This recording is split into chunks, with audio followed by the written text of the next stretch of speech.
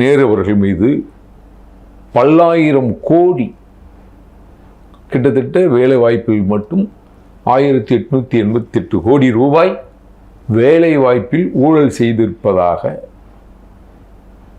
தகவல் இருக்கு இல்லையா?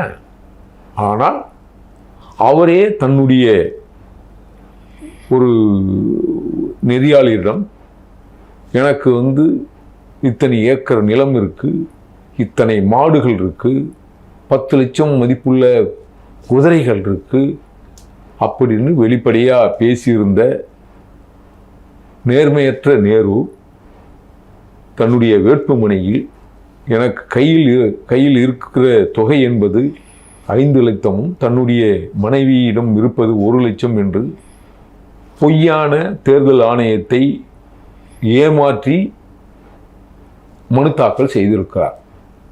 அவர் மட்டும்தானா? அதன் பிற்பாடு ஒரு பல முறை தமிழ்நாட்டை வஞ்சித்து ஆண்ட திரு கருணாநிதியினுடைய மகன், முன்னாள் முதல்வருடைய மகன், இந்நாள் முதல்வர், அவருக்கு ஒரு மகிழுந்து கூட இல்லை, சொந்தமாக இல்லை என்று சொன்னால்